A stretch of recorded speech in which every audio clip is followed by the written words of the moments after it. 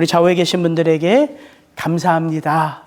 옆에 계셔 주심이 감사하고 이렇게 함께 예배할 수 있음이 감사합니다. 이렇게 인사하셨으면 좋겠어요. 여러분, 오늘 우리가 함께 읽은 본문에는 딸 가진 부모 입장에서 보면 정말 탐나는 그런 청년 하나가 등장하지요. 성경은 그를 부자 청년 관원이라고 소개합니다. 요즘 말로 빗대어 보면 이런 청년이에요. 이 청년이 스타트업으로 주식 대박이 난 금수저 청년인데 이 청년이 공직에도 올라 국회의원 배지까지 달았어요. 부와 명예를 다 쥐고 있는, 누가 봐도 부러워할 만한 그런 청년입니다. 그런데 이 청년의 관심사가 무엇이라고요? 오늘 본문은 이렇게 우리에게 소개합니다. 예수께서 길에 나가실새 한 사람이 달려와서 꿇어 앉아 묻자오되 선한 선생님이여 내가 무엇을 하여야 영생을 얻으리까. 그의 관심사조차도 영적인 것이고 영원한 것에 있음을 오늘 본문은 소개해 줍니다. 여러분, 이 청년은요, 인생의 쓴맛 단맛을 다 겪어본 어른이 아니에요. 자신이 소유한 부와 명예를 가지고 얼마든지 자기를 드러내고 과시하는 것이 재미있다, 가치 있다, 의미 있다 생각할 수 있는 청년이라는 것입니다. 그런데 이 청년이 영생에 대하여 얼마나 진지하게 고민을 하고 있었으면 예수가 우리 마을에 왔다는 소식을 듣고 한 걸음에 달려가 예수 앞에 어떻게 하고 있어요? 꿇어 앉아 있어요. 그리고 묻습니다. 선한 선생님이여 어떻게 하면, 내가 무엇을 하면 영생을 얻을 수 있겠습니까? 참 귀한 청년 아닙니까? 여러분, 지금 이때가 어느 때예요? 예수님이 이제 마지막 십자가를 지고자 예루살렘으로 올라가는 그 예루살렘 여정 길 위입니다. 내가 올라가면 고난을 받고 죽임을 당할 것이다. 아무리 제자들에게 수차례 이야기를 해줘도 알아듣지를 못해요. 그들의 관심사는 뭡니까? 누가 더 큰지, 누가 예수님 더 가까이서 예수님을 보필하며 명예를 얻을 수 있는지, 온 관심사는 거기에 있는데 지금 주님 앞에 나와 엎드려 있는 이 청년은 예수님에게 영생에 대하여 묻고 있습니다. 주님이 지금 그 예루살렘 길 왜 올라가십니까? 이 땅에 죄인들을 위하여 무엇을 주시기 위하여?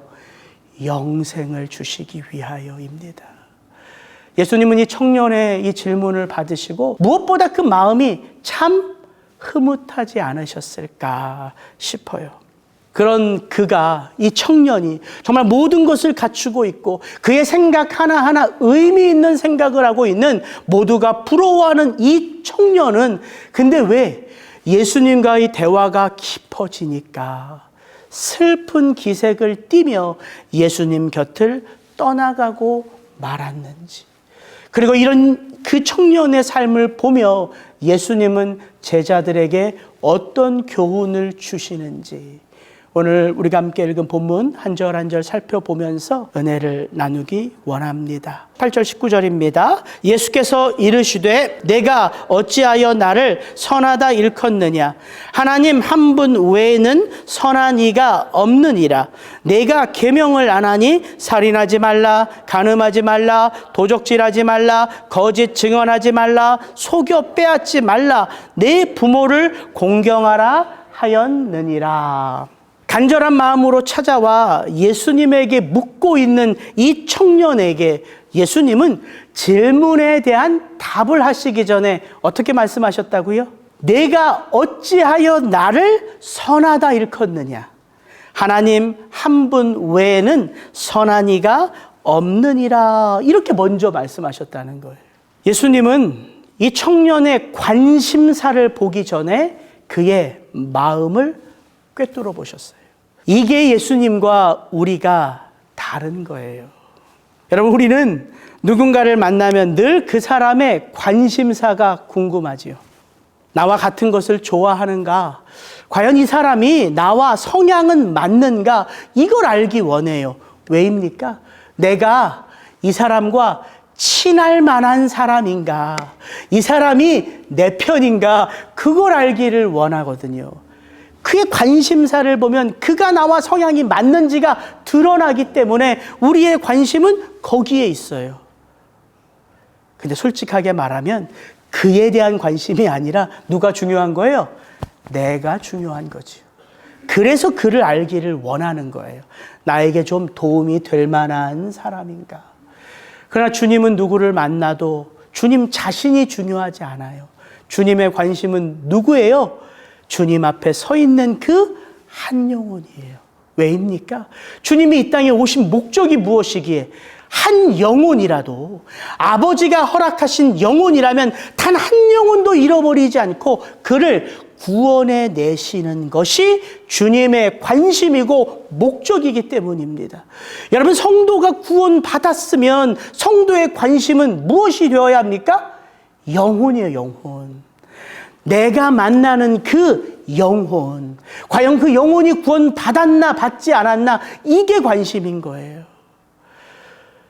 오래전에 제가 전도폭발, 지금은 미주 총재가 됐을 거예요, 이희문 목사님이란 분을 이제 제가 뉴비전교회에 있을 때 초청해서 강의를 듣는데, 그 예화 가운데 목사님이 이런 예화를 들어요. 자기가 이발소를 가면 한 군데를 10년 이상 간대요. 왜냐하면 천천히 그 미용사가 예수를 믿는 분인지 안 믿는 분인지를 알아가면서, 목사인 걸 밝히지 않으면서 천천히, 아주 천천히 친절하게 팁 많이 주면서 그렇게 미용사를 본다는 거예요. 나중에 제가 목사입니다, 제가 전도 폭발을 열심히 가르치는 목사입니다 얘기하니까 그 미용사가 너무 놀랍더라는 거예요. 그래서 이 목사님의 초청에 거부할 수 없을 정도로 관계를 그렇게 맺어간다는 거예요. 관심은 뭐예요? 영혼이에요, 영혼. 그래서 우리가 성경을 읽을 때 예수님이 만나는 그 영혼과 예수님이 어떻게 대화를 열어가시는지, 어떤 질문을 던지시고 그의 답변에 예수님이 어떻게 반응하시는지를 보면 그 사람이 도대체 무엇에 관심을 갖고 어떤 삶을 사는지가 보여져요. 예수님이 그렇게 천천히 만나시는 한 사람 한 사람의 마음을 여신다고요. 예수님이 이 청년의 관심사 너무 귀한 것인 줄을 알아요. 그러나 예수님은 이 청년을 슬그머니, 이 청년이 알지 못하는, 그러나 알아야 하는 것으로 그 대화를 이끌어 가시는 거예요. 야, 그래? 네가 정말 영생에 관심이 있다면 네가 무엇을 하는 것, 어떻게 영생을 얻는 것보다 더 중요한 게 무엇입니까? 누구예요? 영생을 주시는 하나님이세요. 그래서 예수님이 대화를 그렇게 이끌어가는 거예요. 네가 나를 선하다 생각하느냐? 하나님 한 분 외에는 선하신 이가 없느니라. 예수님 참 대단하시지요. 그러면서 예수님은 그가 질문한 것 그대로 그의 질문을 받아서 이야기를 하십니다. 그래, 계명을 지켜야 하지 않겠느냐? 그러면서 예수님이 말씀하시죠. 10계명의 5번째부터 10번째를 하나하나 말씀하십니다. 살인하지 말라, 간음하지 말라, 도적질하지 말라, 거짓 증언하지 말라, 속여 빼앗지 말라, 내 부모를 공경하라.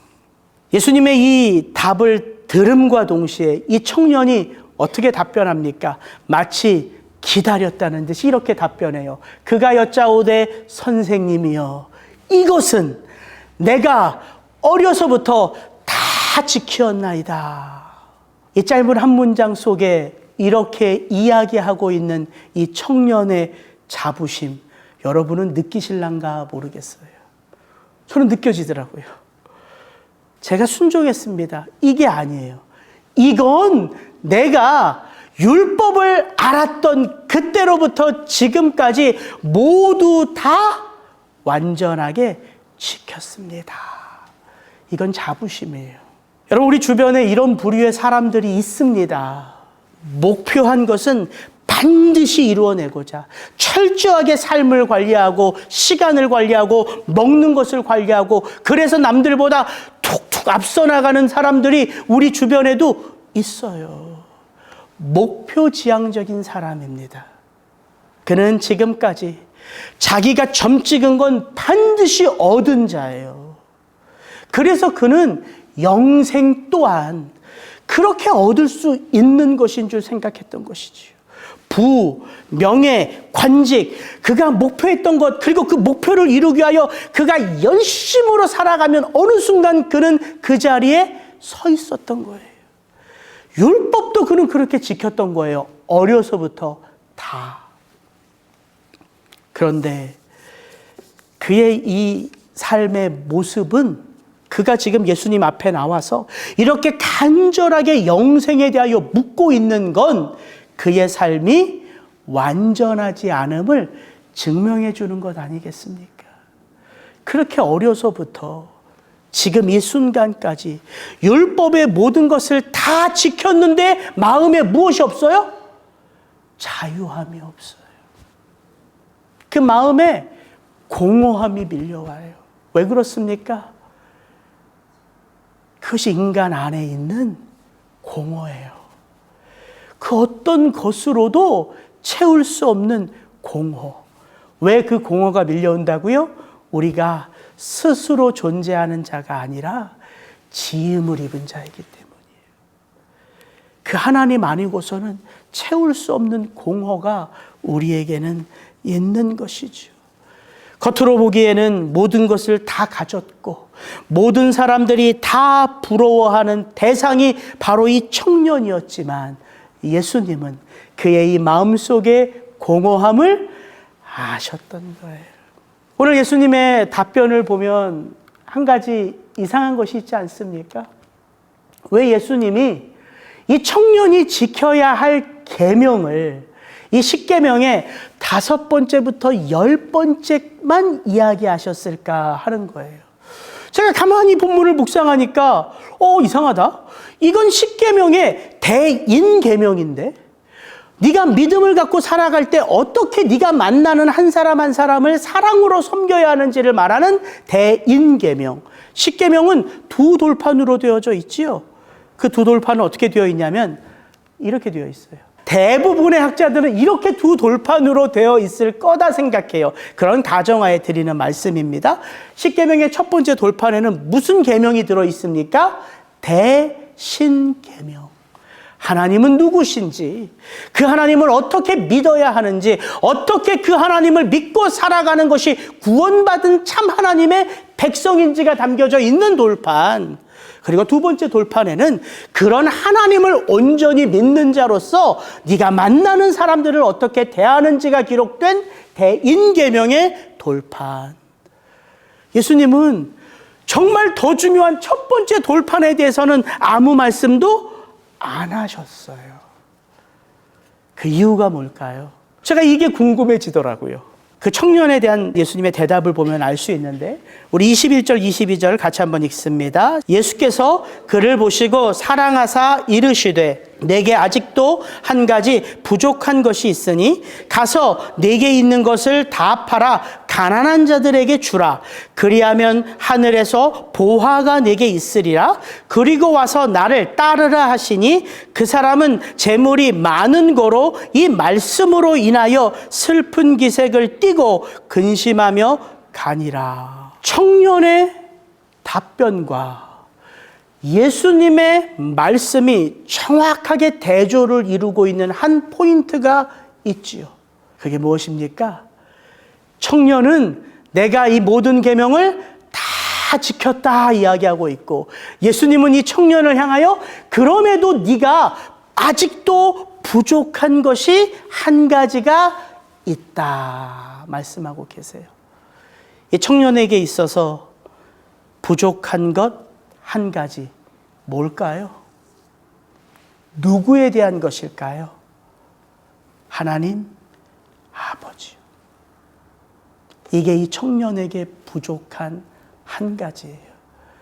예수님은 의도적으로 10계명의 첫 번째 돌판 하나님 아버지에 대한 것들은 말씀하지 않으셨어요.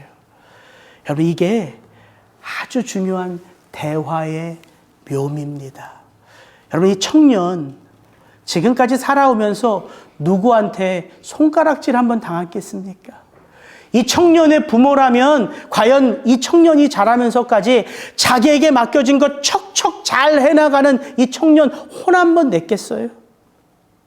예수님이 만약 처음부터 이 청년을 처음 볼 때부터 아니 어떻게 하면 영생을 얻으리까 이런 질문 앞에서 예수님이 대놓고서 네가 감히 영생을 논해?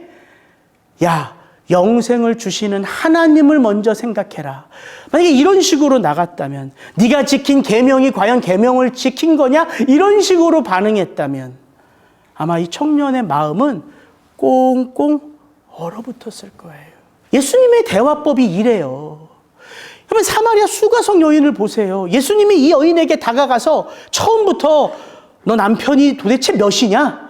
너 제대로 살고 있냐? 이렇게 말씀하지 않으셨다고요. 물 한 그릇 좀 주시오. 여러분 왜 그랬겠어요? 예수님의 목적은 정답을 얘기해 주시는 게 아니에요. 정답을 몰라서 사람들이 예수님을 안 믿는 게 아니거든요. 마음이 얼어붙어서 예수님을 안 믿는 거예요. 얼어붙은 그 마음을 녹여야지요. 그 마음을 녹이려면 그의 그 모든 것들을 하나하나 서서히 접근해야지요. 그래서 예수님은 대신계명에 대해서는 한 말씀도 안 하시고 이 청년이 자신 있게 말할 수 있는 것, 그것을 먼저 말씀하고 있었던 거예요. 청년이 말하죠. 어려서부터 이것들은 내가 다 지켰나이다. 아주 힘차게 자신 있게 이야기할 때 바로 그때가 핵심을 찌를 때예요. 주님이 한 말씀 하세요. 가서 내게 있는 것을 다 팔아 가난한 자들에게 주라. 아주 부드럽지만 그 청년이 옴짝달짝 할 수 없는 명령이에요. 왜? 그 청년이 지금까지 무엇을 위하여 살아왔는지, 그가 무엇을 붙들며 살아왔는지 예수님이 아시기 때문입니다. 여러분, 이 청년이 관심을 갖고 있는 영생, 성경은 영생이 단지 우리가 영원히 사는 것을 영생이라고 말할까요? 아니요, 성경은 영생을 그렇게 말하지 않아요. 성경이 말하고 있는 영생은 내가 영원한 삶을 살아간다에 초점이 있지 않습니다. 우리가 너무 잘 아는 요한복음 17장의 말씀, 예수님이 이렇게 말씀하셨죠. 영생은 곧 유일하신 참 하나님과 그가 보내신 자 예수 그리스도를 아는 것이니이다. 내가 영원하신 분을 믿고 그 영원하신 분과 오늘 함께 살아감으로 그분을 알고 그분을 내 삶 속에서 체험해 가는 함께함의 삶, 그것이 영생이라고 말해요. 그래서 사도 요한은 이렇게도 말합니다. 아버지께서 아들을 사랑하사 만물을 다 그의 손에 주셨으니 아들을 믿는 자에게는 영생이 있고 아들에게 순종하지 아니하는 자는 영생을 보지 못하고 도리어 하나님의 진노가 그 위에 머물러 있느니라. 이 청년이 말한 영생, 다른 말로 하면 이게 곧 구원이요, 거듭남이요, 하나님의 나라에 들어가는 삶이요, 하나님 나라의 백성, 이게 다 동의어입니다. 여러분 한번 생각해 보세요.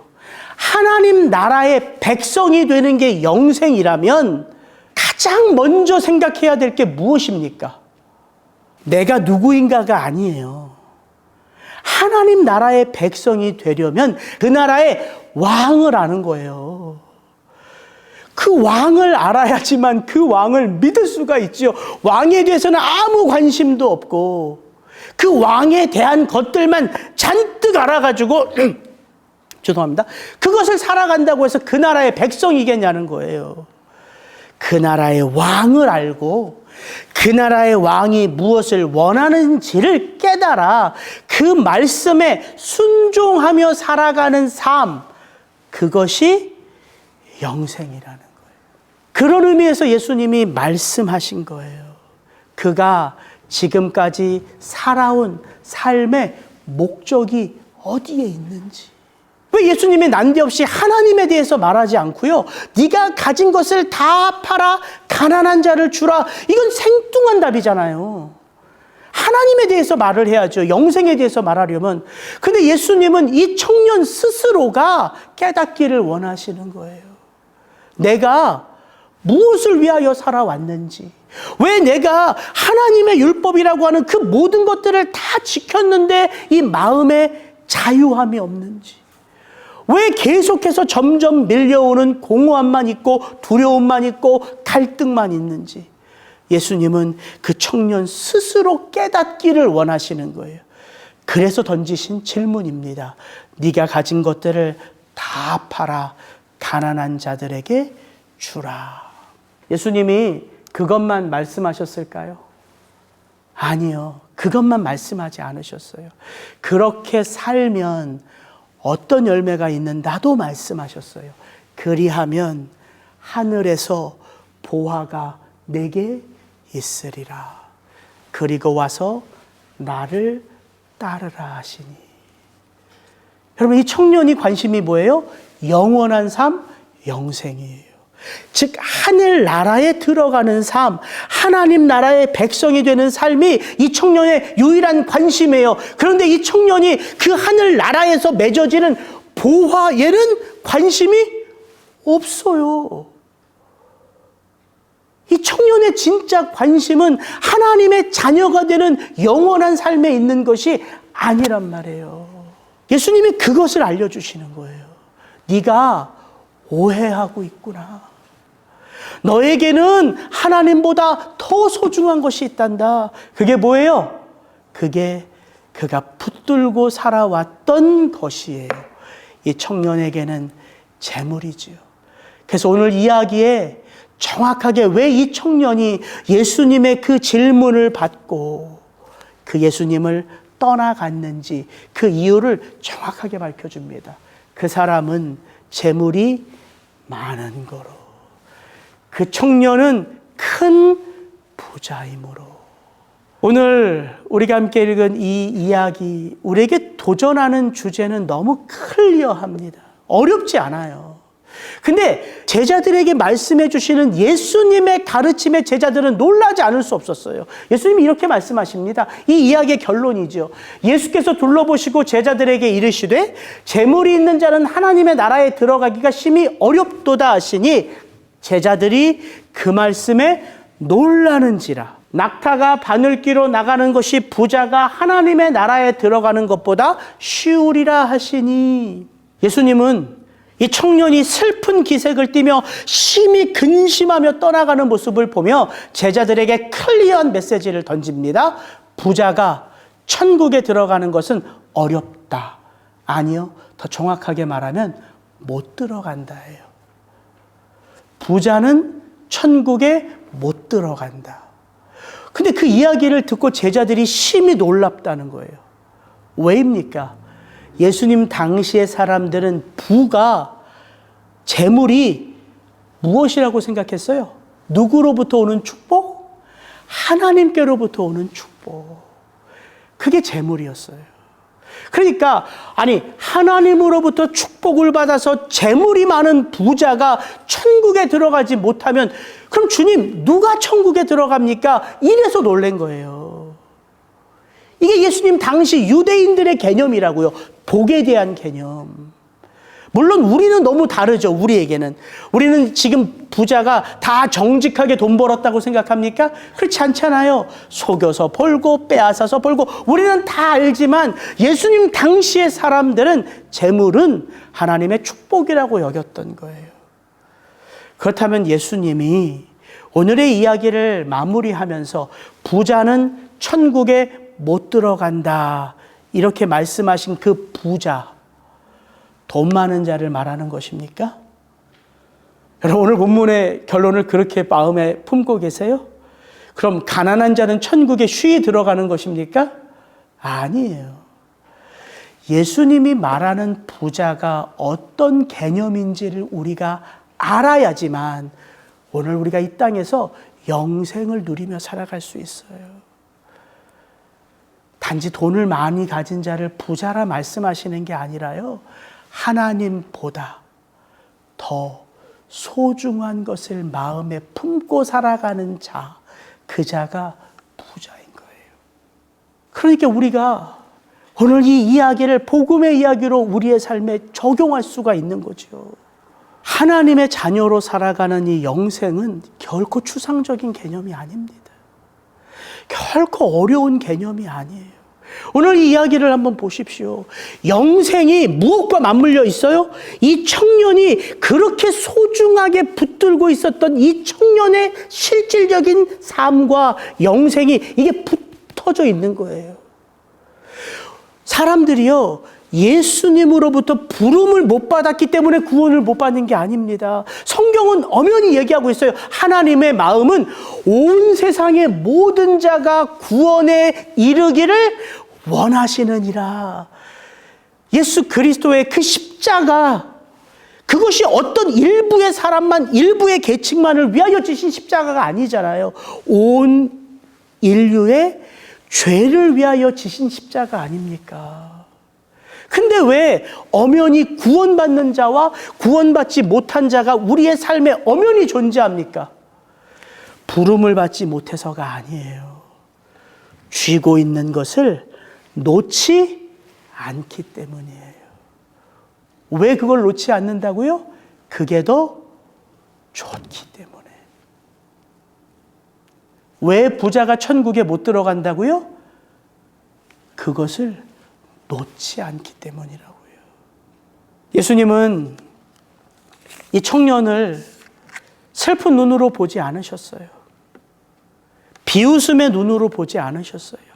비아냥거림의 눈으로 보지 않으셨어요. 마가는 정확하게 기록합니다.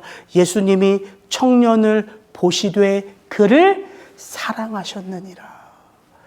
이게 예수님의 마음이에요.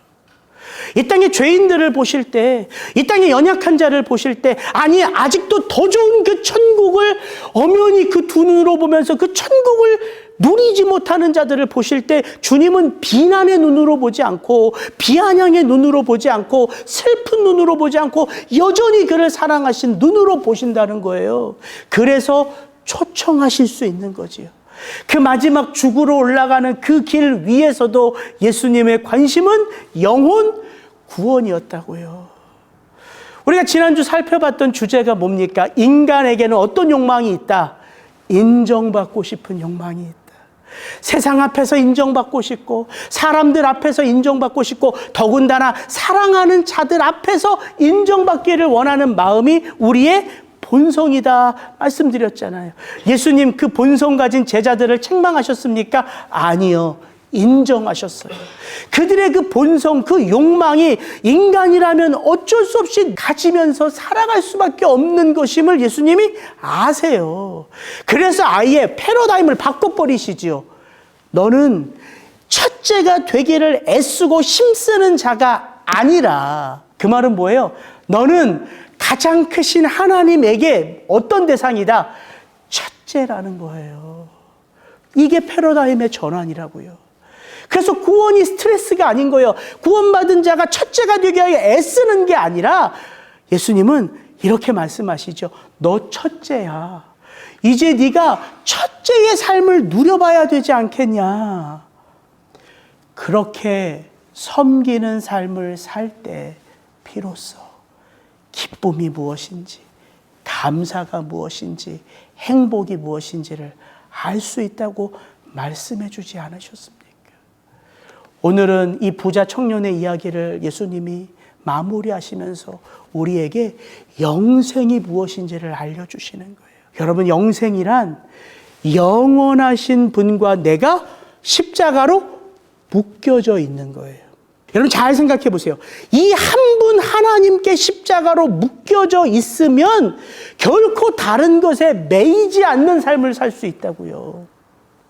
그게 영생이에요. 다윗이 고백하죠. 여호와가 나의 목자시니 내가 부족함이 없으리로다. 다윗의 인생이 정말 부족함 없는 인생이에요? 다윗의 인생이 정말 다 누리고 다 갖고? 아니요. 그는 아들의 배반을 경험했고요. 그는 살인을 교사한 자고, 그가 10년 동안 죽을 고비를 넘기며 살아갔던 건 우리가 너무나 잘 알잖아요. 다윗은 결코 부족함 없는 자가 아니에요. 근데 왜 그가 부족함이 없다 고백합니까? 하나님 한 분 안에 그가 매여져 있기에 다른 모든 것에서부터 자유할 수 있는 삶을 살아갈 수 있다. 우리에게 도전하고 있는 거예요. 여러분에게 묻습니다. 여러분 지금 무엇에 매여져 있습니까? 여전히 돈입니까? 아니면 자녀들입니까?